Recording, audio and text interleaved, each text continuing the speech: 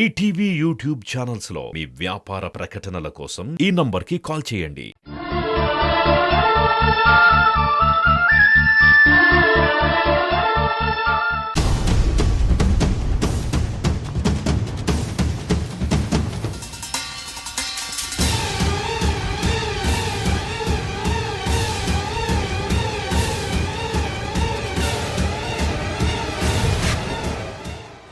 కమాన్, arrest him. Sir, నేను shoot చేయలేదు. ఇక్కడ గన్తో బెదిరిస్తున్నారని నాకు ఫోన్ వచ్చింది. చేతిలో గన్నుంది, మనిషి చావు బతుకుల్లో ఉన్నాడు. నువ్వు షూట్ చేయలేదంటే నమ్మడానికి మేమైనా పిచ్చోళ్ళమా? కమాన్, తీసుకురండి. సార్ పద. సార్, కానిస్టేబుల్, అంబులెన్స్కి ఫోన్ చేయి. Okay sir. నేను చెప్పేది వినండి సార్.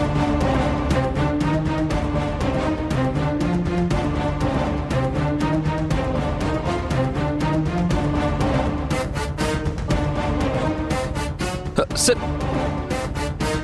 ఎక్కువ.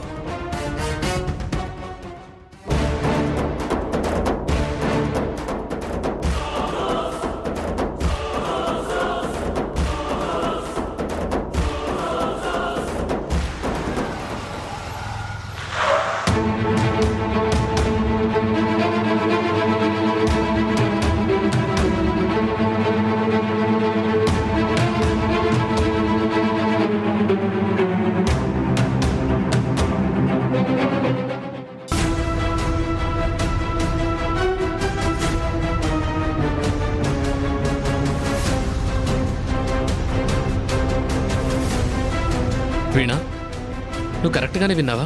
మామయ్య ఇటే వచ్చాడా? ఈ అడ్రస్సే బావా. నాన్న ఎవరికో ఫోన్ చేసి ఈ అడ్రస్కే రమ్మన్నారు. సరే, చూద్దాం పద.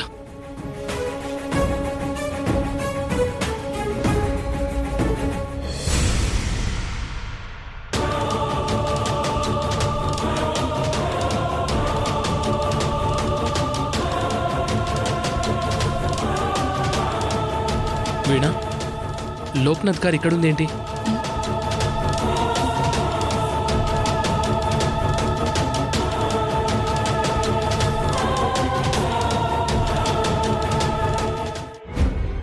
చూద్దాం పద. పద బావా.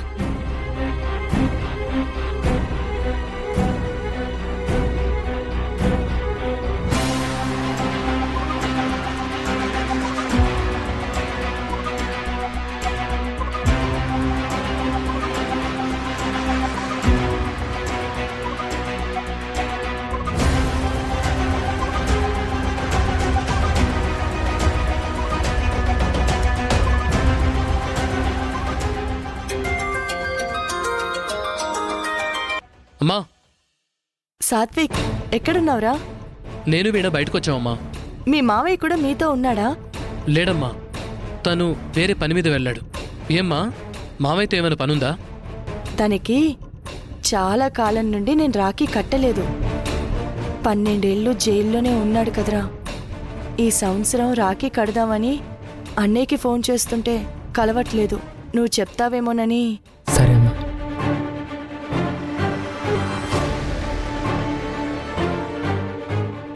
నువ్వు 100 ఏళ్ళు సంతోషంగా బ్రతకాలన్నయ్యా.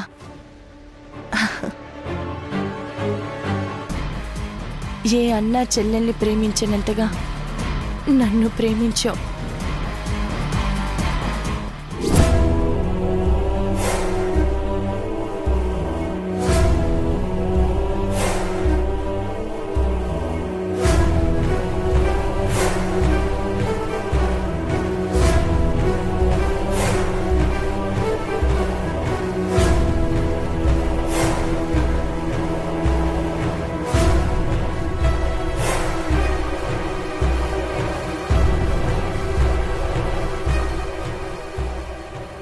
హలో బ్రదర్, అక్కడ ఏం జరిగింది?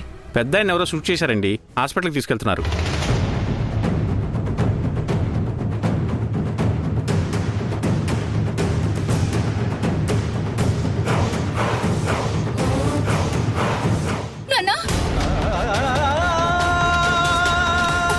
మావయ్య, మావయ్య, ఏమైంది? ఏం కాదు, ఏం కాదు. త్వరగా వీణ, ఏం కాదు. లేవండి నాన్న. త్వరగా త్వరగా వీణ బావా, వీణ నాన్న, ఎడవ బావా. ఫాస్ట్గా వెళ్ళండి. నాన్న లేవండి. ఏం కాదు వీణ. నాన్న లేవండి బావా. మావయ్య బావా.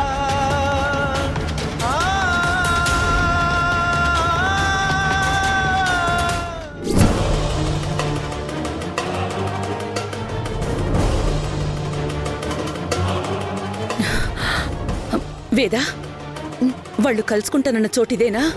అవునత్తయ్య. మరి ఎవరు లేరేంటి? అదే నాకు అర్థం కావట్లేదు అత్తయ్య. శ్రీ ఇక్కడికి వస్తారని చెప్పడం నేను విన్నాను. మరి ఎక్కడికి వెళ్ళుంటారు? పద చూద్దాం రా.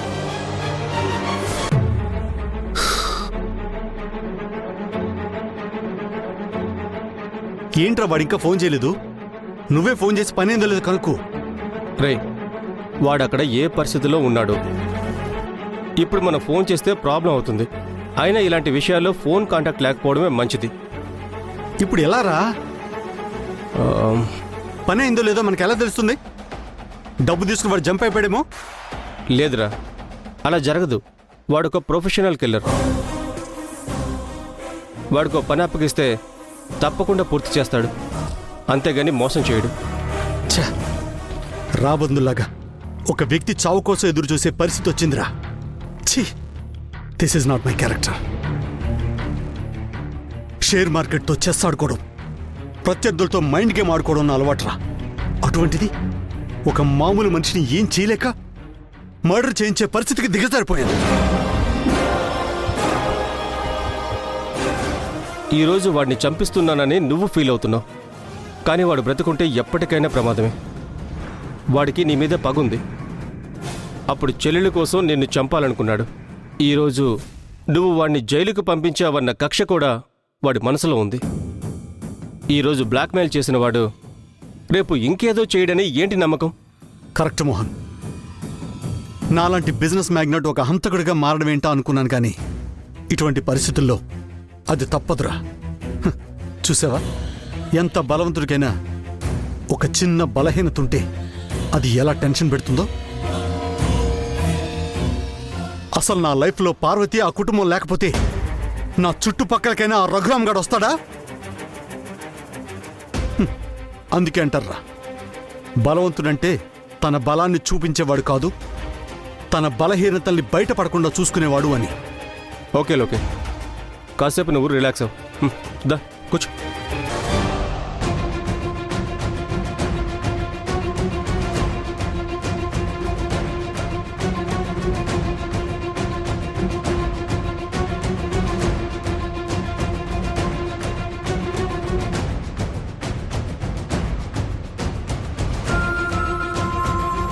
అత్తయ్య, ఇది మన కారే. ఇక్కడుందేంటి?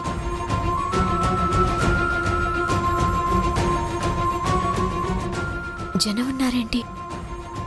అత్తయ్య చూద్దానండి.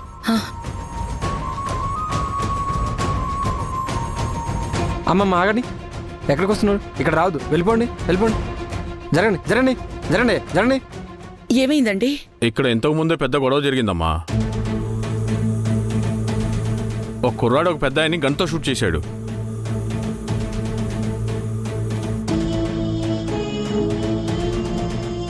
ఎవరు కాల్చారు? ఎవరిని కాల్చారు? వాళ్ళెవరో తెలియదమ్మా. ఆ కాల్చిన కుర్రోడు మాత్రం ఆ బయటున్న కారులో వచ్చాడు.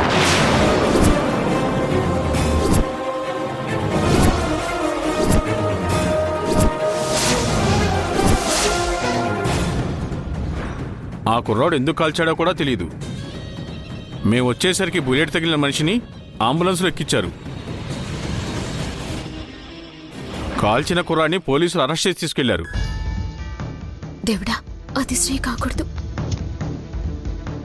పోయి వాడు మన ల్యాండ్లోని చావాలా? రామయ్య తండ్రి, ఇలా చేసావేంటి స్వామి? నా శ్రీ ఒక్క మనిషిని చంపడం ఏంటి? నా బిడ్డ లాంటివాడు కాదు. అత్తయ్య, శ్రీ ఖచ్చితంగా ఈ పని చేసుండడు. ఇదంతా ఎవరు కావాలని చేస్తున్నారు. అసలు శ్రీ ఎవరిని కలవడానికి వచ్చాడు? తెలీదత్తయ్య. పదండి, పోలీస్ స్టేషన్కి వెళ్దాం.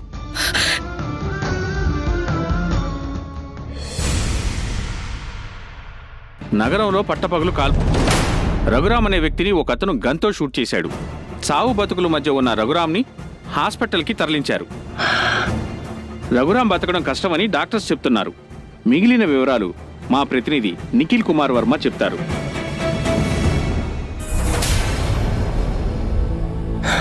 హలోకి పని పూర్తయిపోయిందిరా, ఇంకే టెన్షన్ పడుకో.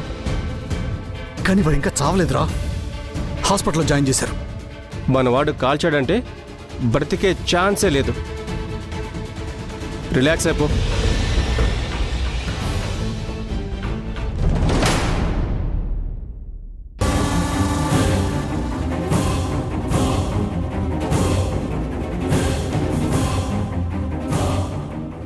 చెప్పు మిస్టర్, అతన్ని ఎందుకు షూట్ చేసావు?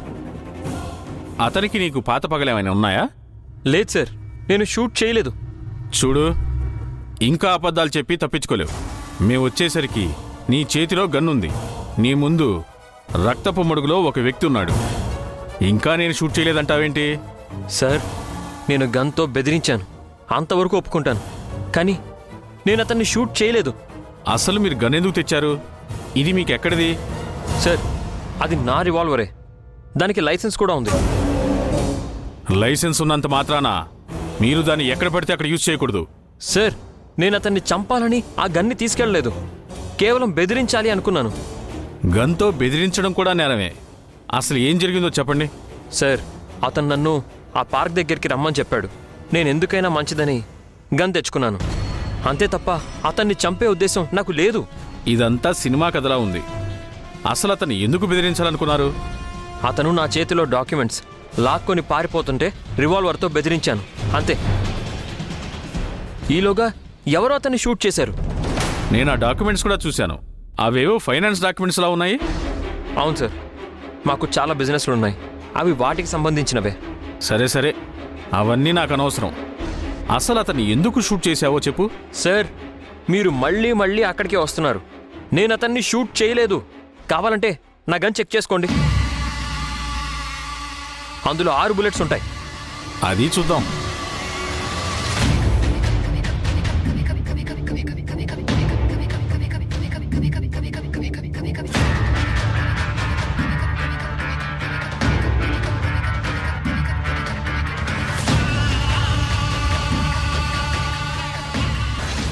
ఇందులో 5 బుల్లెట్లే ఉన్నాయి. ఇప్పుడేమంటావు?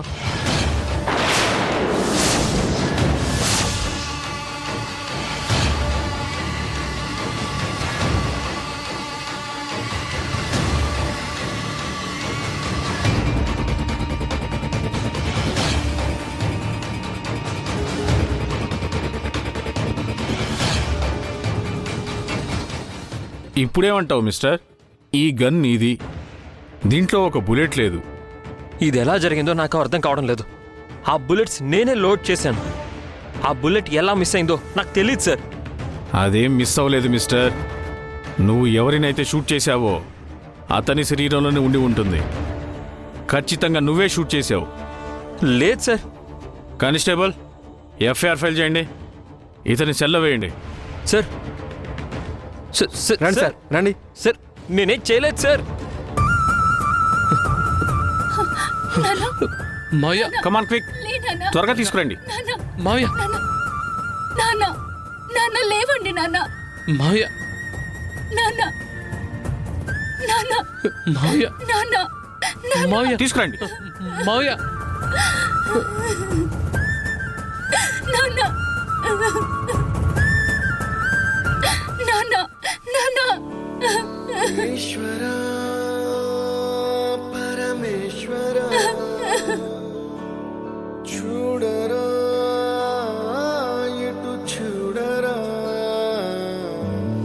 2 కన్నుల మనిషి బ్రతుకును గుండె కన్నుతో చూడరా, ఎదుట పడని వేదనలను నుదుటి కన్నుతో చూడరా. ఈశ్వర పరమేశ్వర చూడరా, ఇటు చూడరా. డాక్టర్, మా మావయ్యకి ఎలా ఉంది? ఇప్పుడే ఏం చెప్పలేం, బుల్లెట్ దిగి చాలా రక్తం పోయింది. ప్లీజ్ డాక్టర్, ఏదో ఒకటి చేసి మా నాన్నని బ్రతికించండి. అమ్మ కూడా లేదు, ఉన్నదల్లా మా నాన్న ఒక్కడే. ఆయన కూడా లేకపోతే దిక్కులేందాన్ని అయిపోతాను. ఎలాగైనా ఆయన్ని కాపాడండి please doctor. Please control your self. మా ప్రయత్నం మేము చేస్తాం. ఆ పైన భగవంతుడి దయ.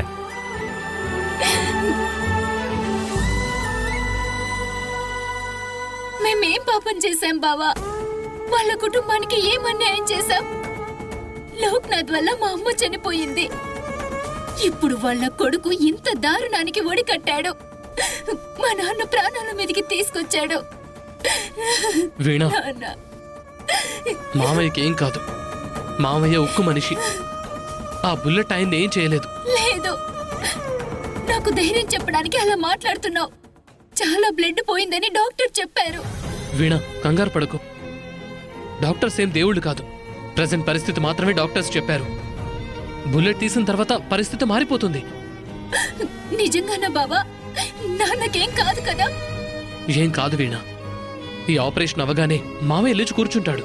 నాన్న బాగయ్యాక ఆ శ్రీ సంగతి రిషి సంగతి చూడాలి బావా. వాళ్ళని వదిలి పెట్టకూడదు. అలాగే వీణా, వాళ్ళంతా చూస్తాను. ఎలా చూస్తావు? అత్తయ్య నిన్ను వాళ్ళ జోలికి వెళ్ళొద్దని చెప్పింది కదా. అయినా సరే మావయ్యని ఇలా చేసిన వాళ్ళని క్షమించను. ముందు మావయ్యను ప్రమాదం నుంచి బయటపడిని, అప్పుడు చెప్తాను. అంతా అత్తయ్య వల్లే బావా. తను ఆ రోజు అడ్డుపడకపోతే వాళ్ళ విషయం ఆ రోజే తేల్చేసేవాళ్ళం. అత్తయ్య వాళ్ళనేం చెయ్యొద్దని మన దగ్గర మాట తీసుకుని మన చేతుల్ని కట్టేసింది. లేకపోతే ఆ లోక్నాథ్ గడి లెక్క వాడి పిల్లల లెక్క నేనే తేల్చేసేదాన్ని. సార్, మా అబ్బాయిని తీసుకొచ్చింది ఈ స్టేషన్కేనా? మీ అబ్బాయా? ఏం నేరం చేశాడు? ఎవరినో కాల్చాడని. ఓహో, ఆ గన్తో షూట్ చేసిన అబ్బాయి మీ అబ్బాయా? ఎస్ఐ గారు, మా అబ్బాయి ఎవరినో షూట్ చేసే ఎంత క్రూరుడు కాదండి. వాడు చీమకు కూడా అపకారం చెయ్యడు. అలాగా? మరి ఇది ఎవరిది? ఇది నా హస్బెండ్దేనండి. ఇది ఆయన లైసెన్స్ రివాల్వర్. ఓహో, ఆయన మీ హస్బెండా? అతను కూడా ఇదే చెప్పాడు. కానీ ఆత్మరక్షణ కోసం తప్ప గన్ని వాడకూడదు. ఆ సంగతి మీకు తెలుసా? అతను ఒక నిండు ప్రాణం తీసిన క్రిమినల్. సో అసలేం జరిగిందో చెప్పకుండా ఆయన్ని క్రిమినల్ అంటారేంటి? మీ హస్బెండ్ ఈ గన్తో స్పాట్లో రెడ్ హ్యాండెడ్గా దొరికాడు. ఎదురుగా బుల్లెట్ తగిలి చావు బతుకుల్లో ఉన్న ఒక మనిషి ఉన్నాడు. అంతకన్నా ఏ సాక్ష్యం కావాలి? అంత మాత్రాన ఆయనే దోషి అంటారా? అతన్ని ఇంకెవరైనా షూట్ చేసి ఉండొచ్చు కదా. ఏం మాట్లాడుతున్నారండి మీరు? మీ ఆయన చేతిలో ఉన్న గన్లో ఒక బుల్లెట్ తగ్గింది. అది ఖచ్చితంగా ఆ వ్యక్తి శరీరంలో ఉంటుంది. డాక్టర్స్ ఈపాటికే ఆ బుల్లెట్ని బయటికి తీసే ఉంటారు. అది సేమ్ బుల్లెట్ అని మ్యాచ్ అయితే అప్పుడుంటుంది అసలు కథ.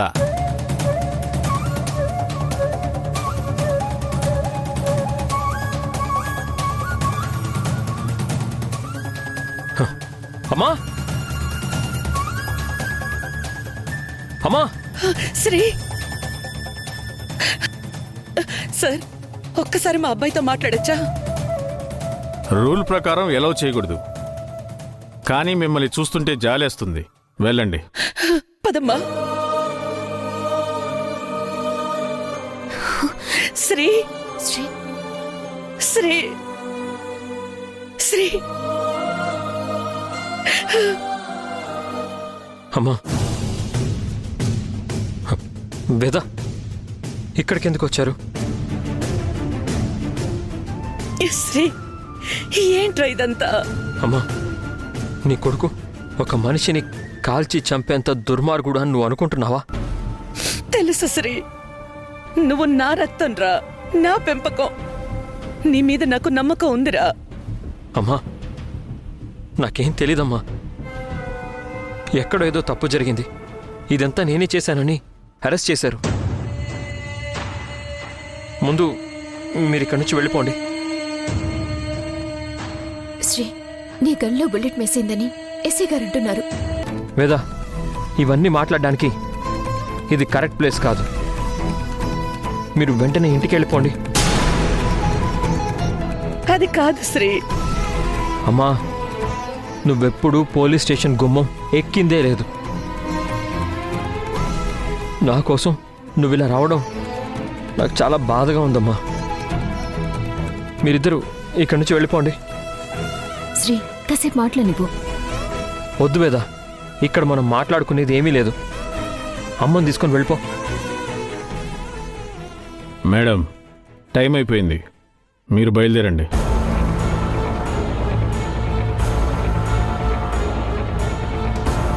చూడండి,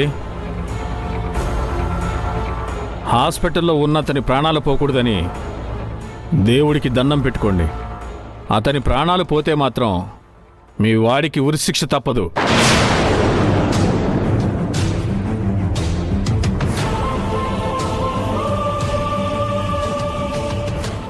శ్రీ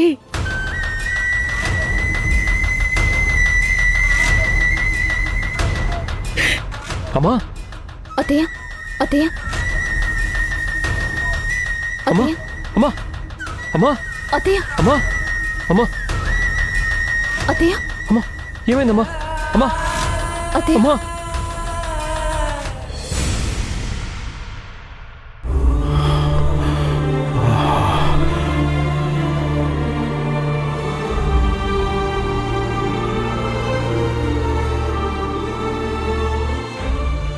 మావయ్యని ఎవరు షూట్ చేసుంటారు? ఏంటి బావా ఆలోచిస్తున్నావు? నాన్నకేమీ కాదు కదా?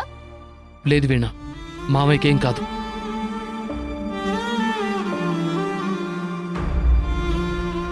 నేను ఆలోచించేది దాని గురించి కాదు. నాన్నకి బాగుందని డాక్టర్ చెప్పే వరకు ఇక దేని గురించి ఆలోచించకు బావా. నాన్నకి బాగవ్వాలని దేవుడికి దండం పెట్టుకో. వీణ, నువ్వు అనవసరంగా టెన్షన్ పడుతున్నావు.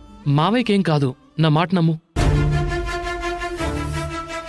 డాక్టర్ డాక్టర్ ఆపరేషన్ సక్సెస్ అయిందా? ఇప్పుడు నాన్నకి ఎలా ఉంది? సారీ అమ్మా, కండిషన్ చాలా సీరియస్గా ఉంది. అతను ఎక్కువసేపు బతకపోవచ్చు.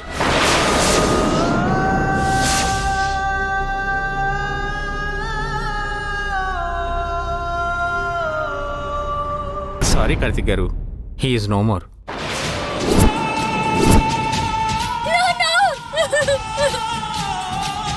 ఈటీవీ విన్ యాప్ రోజుకి కేవలం రూపాయి మాత్రమే. ఇప్పుడే ఈటీవీ విన్ యాప్ డౌన్లోడ్ చేసి సబ్స్క్రైబ్ చేయండి.